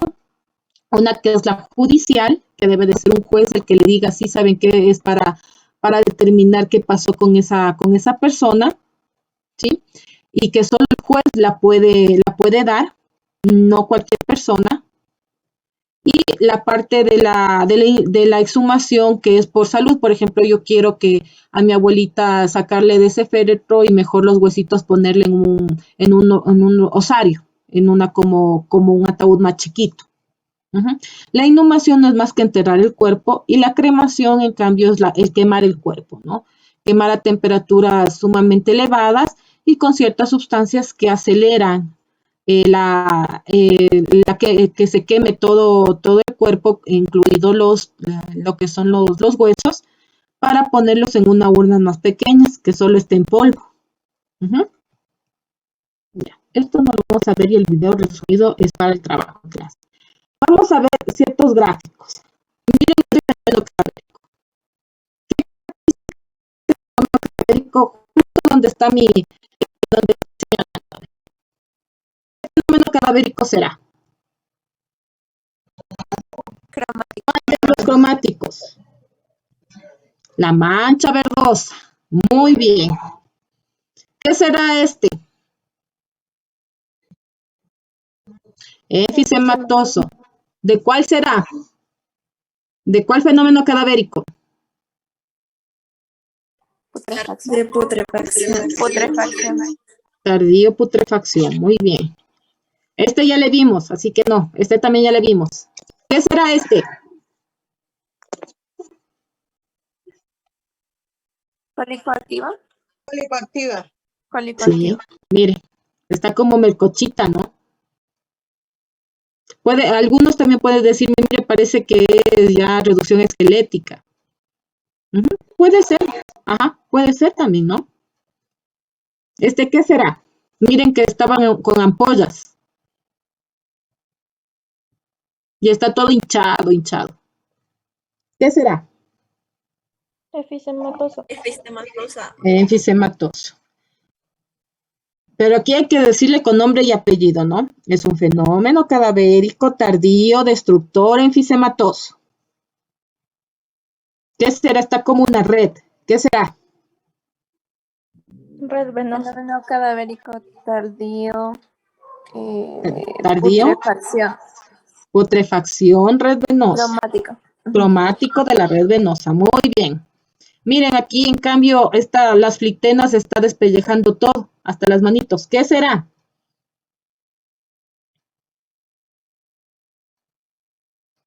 ¿En qué fase les dije? Enfisematosa. Sí, enfisematosa. Sí, en la enfisematosa se hincha todo el cuerpo y empieza a salirles ampollas. Estas ampollas están en todos los tejidos y pueden hacer que los tejidos como que salgan, ¿sí? Entonces es bueno ver. Este es el que les quería decir. Esta es una lividez cadavérica en un órgano, en este caso los pulmones. A esto se lo conoce como hipostasis. Miren, porque toda la sangre se va a la parte de abajo. Y aquí está en toda la parte de abajo de los pulmones. Esto es la hipostasis en pulmones. Ya, aquí, ¿qué le ven? ¿Qué características ven en este cadáver? ¿O no ven nada? Con lividez. Sí, puede ser livideces, puede ser cromático, pero yo creo que más lividez, ¿sí? Parece un poco enfisematoso porque los pechos se le ve como más grandes, ¿no? Aunque la foto no es muy buena. Este es facilito. ¿Qué es eso? Momificación. No. No. ¿Qué es? Exacto, Ricardo. Está facilito. ¿Qué será esto? No tiene piernas, mire. ¿Qué pasaría? ¿Qué es? Antropofagia. Antropofagia. No se preocupen si es que están aprendiendo, si es medio complicado al inicio, pero vamos aprendiendo. Aquí está lleno de gusanos, aunque no se ve muy bien la foto. ¿Qué será? Antropofagia. Antropofagia. ¿Qué será aquí? Parece reducción. Parece. No, reducción esquelética. Ya está en huesitos. Este es facilito. ¿Qué es este? Y ya lo vimos. Muy bien, signo de Sommer, deshidratación cadavérica. Este ya vieron hasta en el video. ¿Qué es? Episematoso. No. No, aquí no es sternum luis. Miren el fenómeno cadavérico. En el video también dijeron cólico activo. En el video también vieron. Aquí está lleno de larvas. ¿Qué será? Antropofagia. Antropofagia por mosquitos. ¿Y aquí? Antropofagia por lobos o animales. O roedores. Exacto. Este es facilito, hasta ya lo vieron. ¿Qué es? Lividez cadavérica. Lividez cadavérica. Este también ya lo vieron. ¿Qué será? Rigor mortis, lividez cadavérica. Este es facilito. Momificación. ¿Ya? A ver, vamos a ver la autopsia médico-legal. La autopsia médico-legal, tenemos varios tipos de autopsias, no solo la médico-legal. Tenemos autopsias mínimamente invasivas, tenemos autopsias verbales, tenemos las autopsias clínicas. Sin embargo, la autopsia significa auto, uno mismo, y opsis, observar, mirarse uno mismo. ¿Sí? Nos permite determinar la causa de muerte. También establecer la manera de muerte, el intervalo post-mortem y sobre todo la identidad del difunto. ¿Sí? Recordemos que el intervalo post-mortem es el tiempo. La manera de muerte es cómo murió esta persona, cuál fue la acción traumática de la persona. Y la causa de muerte si fue una muerte natural o una muerte violenta, ¿no? Este cuadro es sumamente importante y la vimos más o menos, yo ya les comenté la semana anterior. Si quieren pueden hacer un captura, sin embargo está también en el material de estudio. Sí, este cuadro también está en el material de estudio. Si quieren hacerle captura, no hay problema. Cuando nosotros tenemos que hacer autopsias médico-legales, muertes violentas, homicidios, suicidios, accidentes de tránsito, accidentes de trabajo o accidentes domésticos. Recuerdan los ejemplos que les di. Si una persona ha estado 1.000.000 años en el hospital, pero es producto de que tuvo un accidente de tránsito, de que le atropelló un camión, de ley toca hacerle una autopsia, así haya estado años en el hospital. ¿Por qué? Porque es una muerte violenta. Y hay que hacer la autopsia médico-legal. Cuando son muertes no violentas, cuando son muertes sospechosas, como súbitas, las muertes súbitas que vimos, ¿se acuerdan? Por ejemplo, un infarto, que no sabemos si en verdad se murió de un infarto una persona, de personas que no recibieron una atención médica adecuada, de personas que sí recibieron una atención médica adecuada, pero parece medio sospechoso, o las muertes misceláneas. Las muertes misceláneas son causas de un aborto sospechoso, un infanticidio, es decir, la muerte de un menor de edad, personas que están en prisión, delegaciones policiales o abogados, por ejemplo, el fiscal o los jueces, que constituyen riesgo del trabajo, por ejemplo, los que trabajan en la penitenciaría, los guardias en la penitenciaría, se considera, si aparecen de la noche a la mañana muertos, se considera una muerte violenta que debe ser realizada autopsia médico-legal. Personas que murieron durante un procedimiento médico, pero de manera como que no fue normal, como que hubo aparentemente una negligencia. de las personas NN o personas no identificadas y, por ejemplo, el presidente de la República. Todo lo que son presidentes de la República tienen que realizarse autopsias médico-legales. Sin embargo, aquí no se la realiza, por ejemplo, cuando murió Durán Ballén, no se la hizo. ¿Por qué? Porque fue una causa natural. Él murió ya por su edad. ¿Para qué le vamos a hacer autopsia al pobre? Las actas de las autopsias médico-legales van a constituir varios puntos. ¿Se acuerdan que dentro de la plataforma están, ¿no?, los formatos de cómo se debe de llenar una autopsia, ¿no? Entonces ustedes van a tener que los datos de filiación, ¿no? La fecha de la autopsia, a qué hora, lugar, quién lo va a realizar, por ejemplo, el doctor Manuel Sánchez. El ayudante va a ser Isabel Díaz, digamos. El disector es el cabo Cuadrado. Y la autoridad es el doctor XX. El nombre de la persona que falleció, la cédula, el estado civil, la profesión y qué circunstancia de la muerte. Esto está a determinarse porque vamos a hacer la autopsia, ¿no es cierto? Algunas veces, como le estábamos viendo, hay los cadáveres NN que no se sabe. Entonces aquí se pone NN, no hay cédula, no sabemos el estado civil ni la profesión, ¿sí? Se les pone solo NN. Vamos a ver desde la cabecita hasta los pies. Primero, el cuerpo vestido, todo el cuerpo vestido. Vamos a determinar las ropas, ¿no? Vamos a quitar una a una las ropas y vamos a describir. Tiene una pera negra, tiene zapatos negros, tiene medias, tiene chompas, todo esto se describe. ¿Por qué? Porque si, por ejemplo, fue la persona apuñalada, al ser la persona apuñalada, vamos a ver las características de la camiseta, por ejemplo, de que hay un corte, porque la han apuñalado. El cadáver, ¿qué género es? Masculino. Por ejemplo, que es mestizo, la mayoría de nosotros somos mestizas. ¿Cuántos años aparenta esa persona? ¿Tiene características normales o es gordito, es flaquito? ¿Cuánto es la talla? ¿Cuánto mide? En medicina legal, en la morgue, tenemos una regla grandota para medirles. Temperatura no lo hacemos, porque la temperatura, si queremos tomarle la que es, debería ser a nivel del oído o a nivel del hígado. Y no se lo hace por lo general. Si hay rigideces, si hay livideces, se las describe. Y de ahí vamos, ya desnudo el cuerpo, a ver las características, ¿no? Si hay golpes, si hay lesiones, si hay cortes, vamos a observarle desde la cabecita hasta los pies. Y eso describimos. Una vez que ya describimos el cuerpo ya vestido y desnudo, vamos a hacer las aberturas.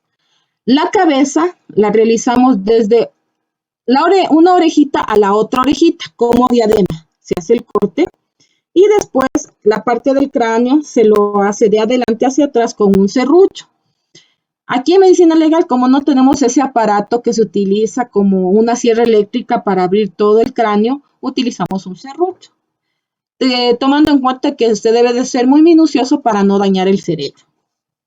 Y vamos describiendo la parte del cerebro, del cráneo, las meninges y todo lo que conlleva esa parte. Vamos al cuello, por ejemplo. En el cuello vamos a hacer un corte desde el mentón. Desde el mentón, que quiere decir desde aquí hasta la parte baja del pubis, es decir, hasta la parte del pupito, un poquito más abajo. Esa se llama el corte mentopúbico. Un solo corte de aquí hasta la parte de abajo, hasta la parte de las caderas. Ahí hacemos el cuello, vamos a observar el cuello, esófago, tráquea. Vamos a abrir el tórax. En la parte del tórax tenemos la caja torácica.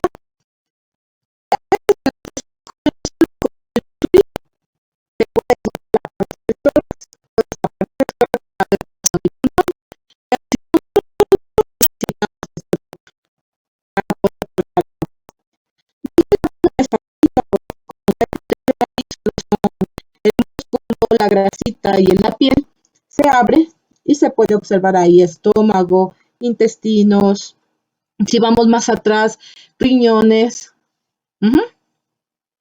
Entonces, eso vamos a hacer en la autopsia médico-legal. Como misceláneos tenemos, por ejemplo, mujeres embarazadas, vamos a ver la placenta, el cordón umbilical, las dosimacias que no son más pruebas de vida cuando nos vengan recién nacidos o fetos. Las dosimacias lo vamos a ver en el tema materno-infantil, no lo vamos a ver aquí y no les voy a adelantar porque vamos a leer un artículo sumamente importante de las dosimacias, ¿sí? Vamos, ya te doy la palabra, Mónica. Vamos a ver exámenes como es pruebas de sangre, pruebas de orina, y vamos a ver cuál es la causa de muerte y cuál es la manera de muerte. Me disculpo, un error tuve, la manera de muerte es ver si la manera de muerte es violenta o natural, y la causa de muerte es los traumatismos, ¿no? ¿Qué fue lo que le provocó la muerte?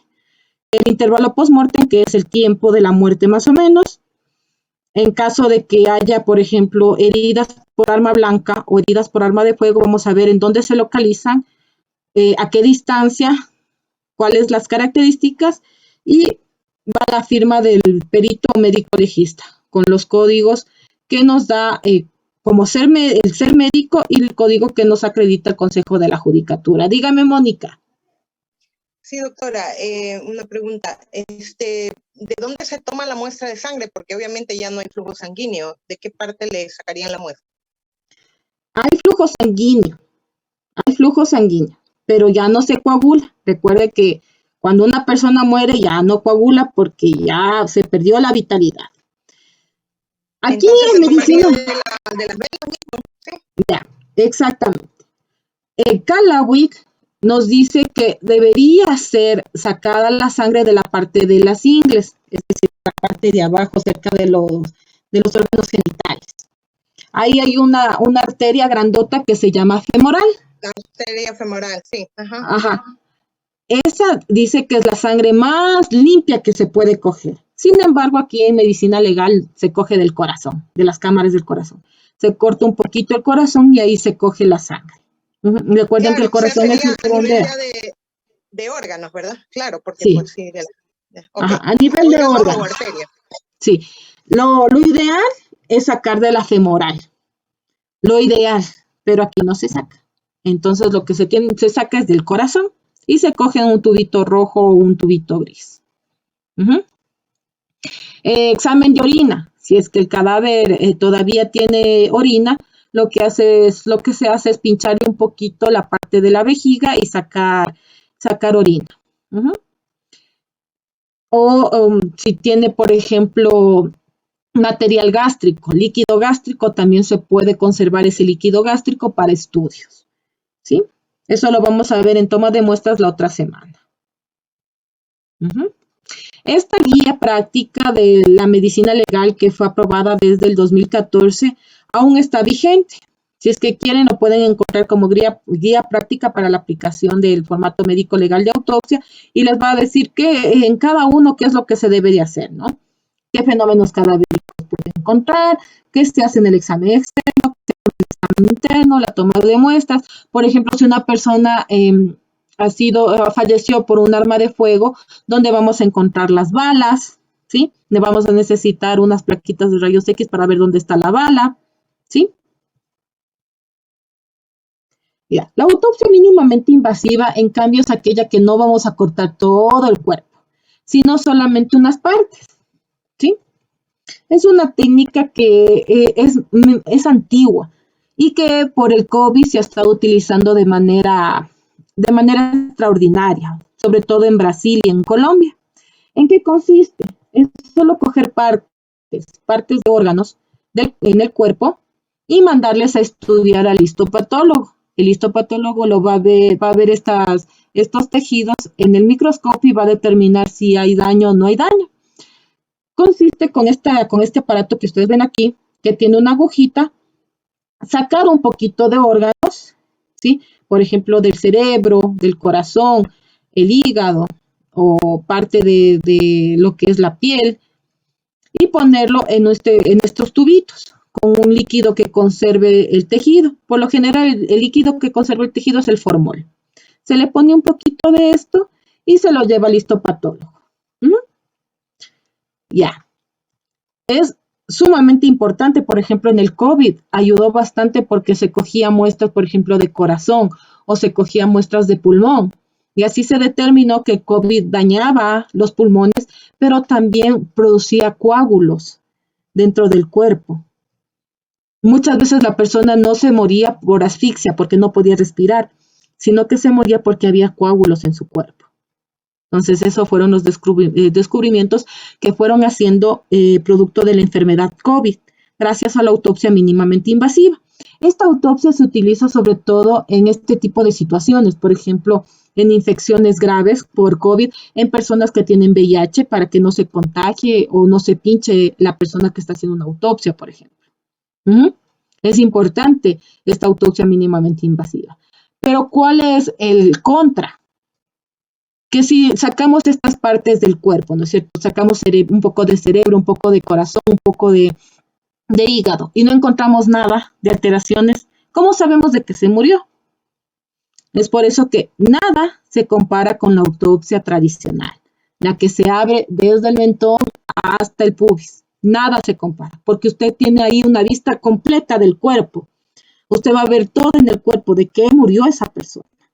En cambio, la mínimamente invasiva sí, no hace muchos cortes, solo hace partes, pero si no encuentro nada con esos pocos tejidos que puede sacar. Ya. Una autopsia parcial es, en cambio, no voy a abrir todo el cuerpo. Por ejemplo, si vino una persona atropellada, una persona que tuvo un accidente de tránsito y su cabeza está totalmente destrozada, el cerebro está totalmente hecho pedazos, y usted ahí ya sabe cuál es la causa de muerte, ¿no? Es un traumatismo cráneoencefálico, porque el cerebro está hecho pedazos, no tiene ni cabeza, no tiene ni cráneo ya, esa persona. ¿Para qué voy a abrir todo el cuerpo si la causa de muerte está en la cabeza? A eso se lo conoce como autopsia parcial. Pero en nuestro país no se hace esto porque el Código Orgánico Integral Penal y las normativas indican que se debe abrir las 3 cavidades: cavidad craneana, cavidad torácica y cavidad abdominal. Entonces, las autopsias parciales aquí no es que se hagan mucho, sí se hacen cuando la causa de muerte es evidente. Pero como les digo, hay normativas que indican que se debe de abrir las 3 cavidades.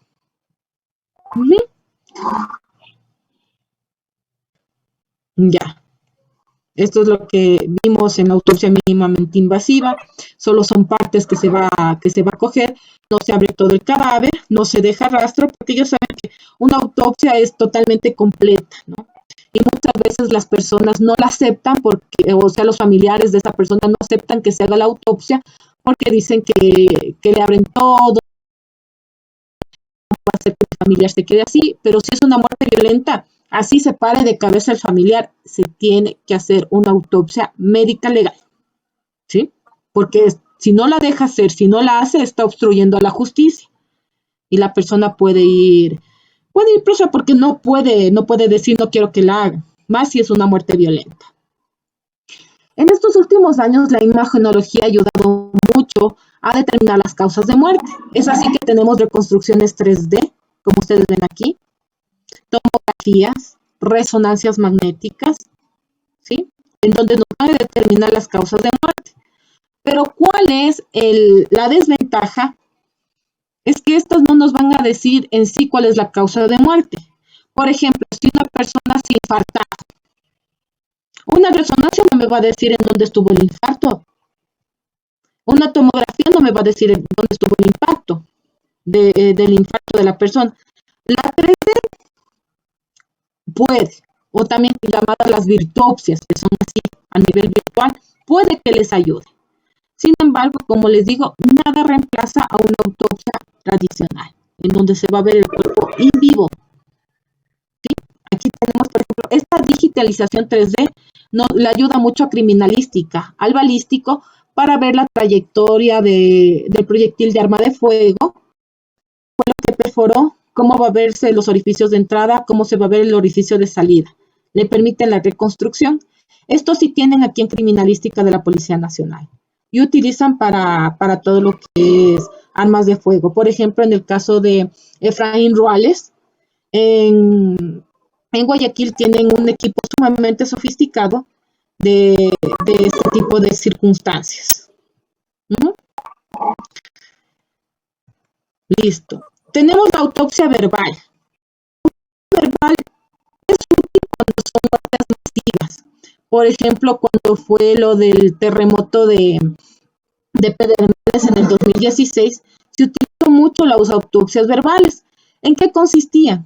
A ver qué características tiene su familiar, cómo estaba vestido, cuánto medía, cómo era su cara. Esas son las autopsias verbales. Recolectar información de manera verbal.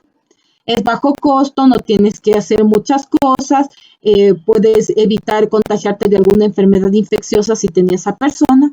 Sin embargo, la falla es que la gente miente. Y la autopsia verbal no es que te ayude mucho, porque no hay gente que te pueda describir bien a un familiar. Y eso en Pedernales.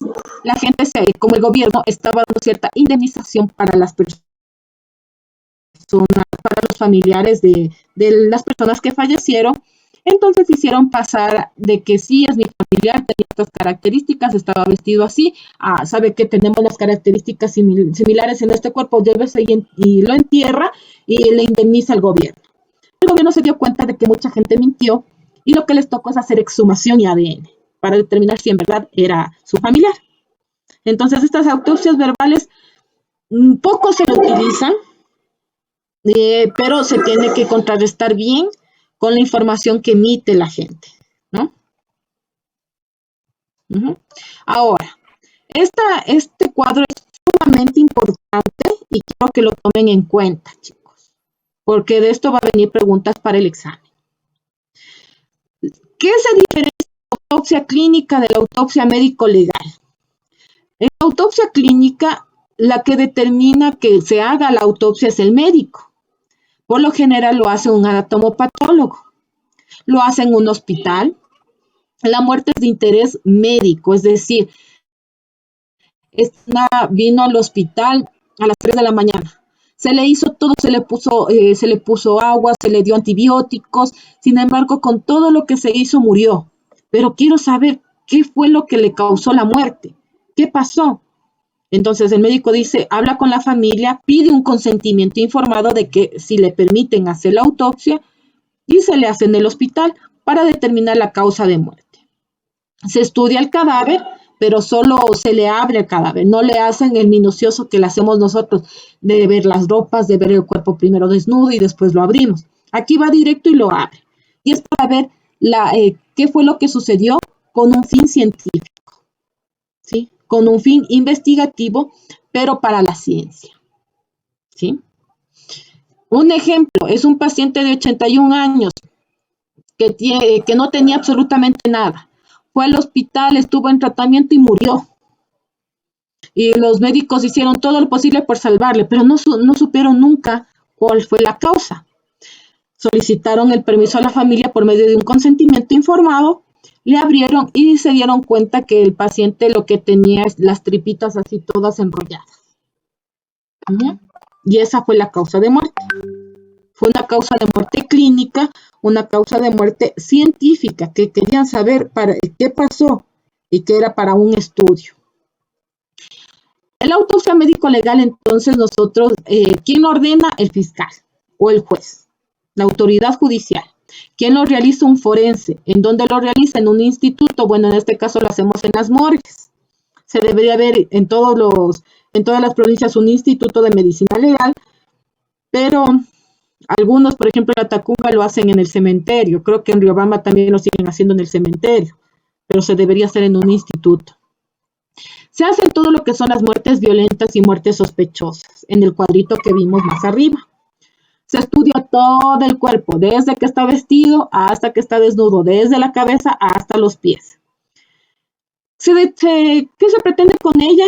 Es ver la causa de muerte, las circunstancias médico-legales y determinar si hubo o no criminalidad dentro de ellas. ¿Y cuál es la trascendencia judicial? Porque eso se va ante un tribunal, ¿no? ¿Alguna pregunta que tengan hasta aquí? ¿Preguntas? ¿Alguna pregunta? ¿Está claro? Sobre todo esa parte de la autopsia médico-legal es muy importante, ¿no? La autopsia médico-legal clínica y la autopsia médico-legal, la autopsia clínica y la autopsia médica legal, ¿sí?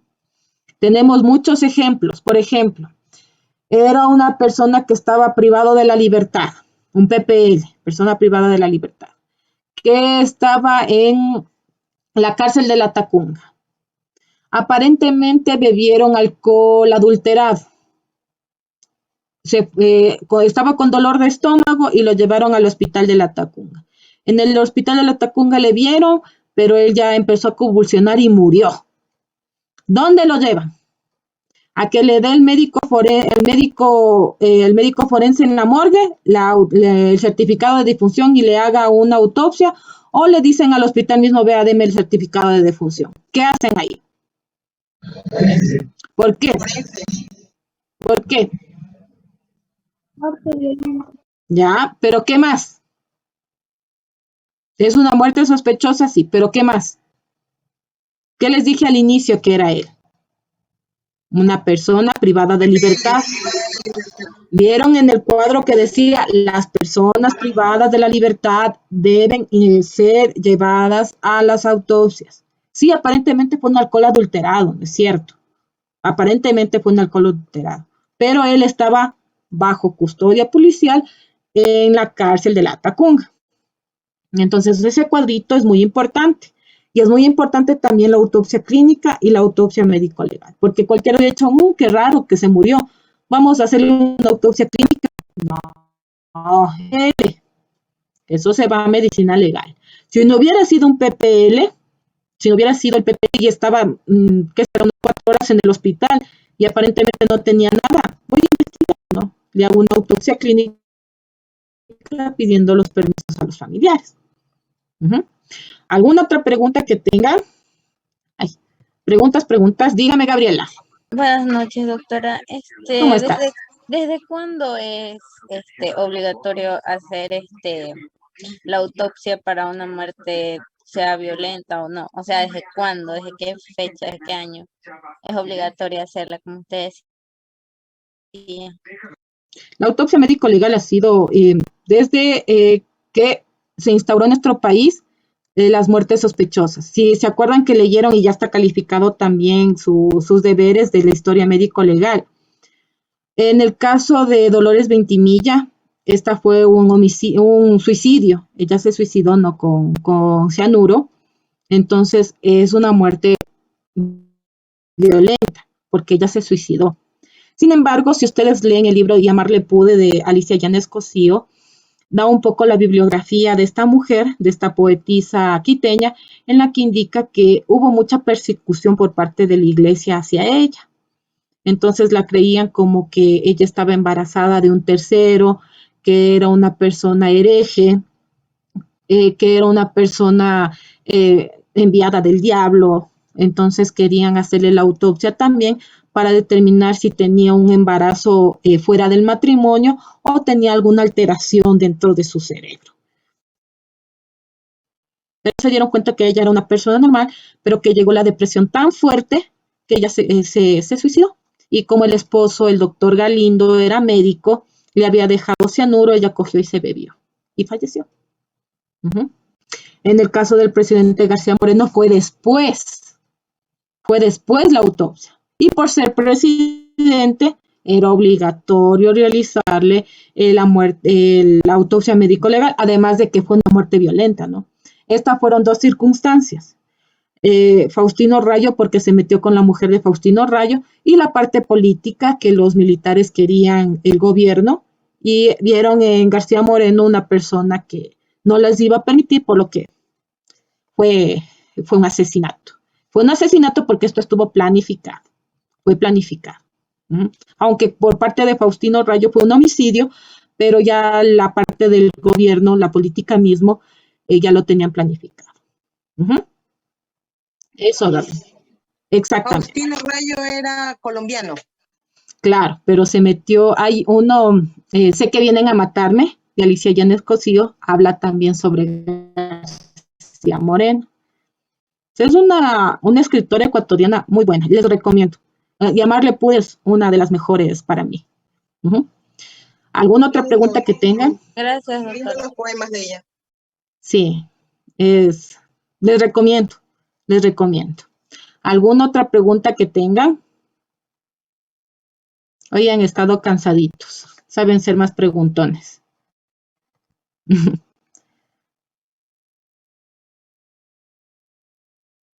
La persona que salió ya le voy a tomar en cuenta, porque he tenido que salir de urgencia, me dice. Bueno, chicos, dentro de la... Yo llegué medio Diga. tarde y no sé si no me tomó mi lista. Chicos, yo siempre les tomo la lista al final de la clase. Por favor, no se olviden. Siempre les tomo al final de la clase. Así que no se preocupen, ¿ya? Es más, les voy a tomar lista ahorita. Denme 2 segundos porque quería activarles el deber. Pero ya no, voy a activarles primero el deber, chicos. Déjenme 2 segundos para activarles el deber. No se olviden que el deber es de este viernes al próximo viernes que tienen que entregar, ¿ya?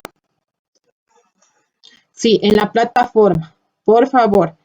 De lo que yo ya les califiqué, sé que algunos no han entregado. Lo sé, pero ya se les fue el tiempo. No me dijeron que sí, que es que doctora, disculpe. Nada, no me dijeron nada. Entonces ya no les puedo calificar. Los que me enviaron al email, sí les califiqué, así que no se preocupen. Déjenme poner fechas. La fecha de entrega va a ser el viernes, ¿no es cierto? El viernes 19. ¿Pero de qué se trataba? Ya, el viernes 19 a las 9 de la noche. 9 y 10, ya, 9 y 10. ¿Sí? La fecha límite es igual el 19 de noviembre. Para uno poder conversar, para saber, ya, bueno. Por favor, la persona que tenga activado el micrófono, cierre el micrófono. Pero esta salida retiro nada más. Por favor. Gracias. Ya. Déjenme les activo, guardar. Listo. Y que lo vean. Ay. Mostrar. Listo. Y les voy a activar también el material de estudio para que lo vean en la plataforma. Listo, chicos, ya está en la plataforma activado. El tema es fenómenos cadavéricos. Como les dije, van a ver un video que es un resumen de todo lo que hemos visto este día. Y van a completar ese cuadro con una línea de lo que es cada fenómeno cadavérico, ¿sí? Una línea sumamente básico. No me irán a poner así. Es una línea nomás. ¿Sí? Algo básico. Acidificación cadavérica. Ácidos en el cuerpo. Rigidez cadavérica. Músculos rígidos, músculos duros. Lividez cadavérica. Color morado del cuerpo, de la piel. O declive de la sangre en el cuerpo. Nada más. Así, básico. ¿Ya? A ver. Chuta, Isabel, ¿qué haríamos? Sí, doctora, tenía ese problemita, por eso le quería contar de que me cambiaron al curso nocturno y todavía estoy en ese proceso de que me den el acceso para la O sea, tú no tienes 2 deberes entregados. No tendría con usted. Ajá. Ya. Por favor, habla con la licenciada Blanca y en este sentido yo te esperaría ya para calificarte. Listo, doctora, gracias. ¿Me Ya. podría poner por interno su número para poder preguntarle su email y poder enviarle? Es que no tengo acceso todavía a la plataforma. Yo te voy a mandar por email, ¿ya? Ya, gracias. Compañera, en el grupo de medicina legal que puedes unir, ahí está el correo de la doctora en la descripción del grupo. En la Sí, ya. descripción, sí, es que recién me agregaron y no tengo el correo. Bueno, yo ya te mando, pero con todo, Yanela es la representante de los chicos. Cualquier situación, por favor, hablas con ella. Listo, Para que gracias. ella me tenga informada, ¿ya? Pero con todo te mando, ¿ya? Gracias, Listo, doctora. ahí está. Ya, no te preocupes. Listo, chicos, ya está en la plataforma el material de estudio, está el deber. El deber les va a ayudar para complementar un poquito. Recuerden los gráficos que vimos, ¿no? No se olvidarán, no se olvidarán. Y la otra semana, la primera hora, vamos a dar el examen y la otra les voy a dar un poco sobre la toma de muestras que les dije y vamos a hacer grupos. Todavía no se emocionen de que grupos de a 2, grupos de a 3, todavía no decido, pero vamos a hacer grupos, ¿ya? Para que ustedes hagan ahora una exposición. Ahora ustedes me van a presentar a mí las características de esta exposición. Vamos a empezar con lo que les dije, toxicología básica. Es un tema sumamente rápido. Ya, por asuntos. Bueno, Osnar, ya te pongo en la lista, ¿sí? Antes de que se vayan uno a uno, porque ya les veo que están cansados, vaya a tomarles la lista. Espérense, porque ahora voy a ir desde las partes intermedias, ¿ya? El 12. Este es el 12. Hoy llevamos 12. Listo. Vamos con Osnar, y justo a él, ¿eh? Ya está. Mónica Guerrero. Sí estamos. Bueno, Moni, nos vemos la próxima semana. Por favor, les voy tomando lista y se van retirando, ¿ya? ¿Sí? David Landeta. Presente, doctora. Le vi. Buenas noches. Gabriela Magallán, también le vi. Presente. Buenas noches. Se pueden retirar, ¿no? Ariadna Mesa. Buenas noches, presente. Listo.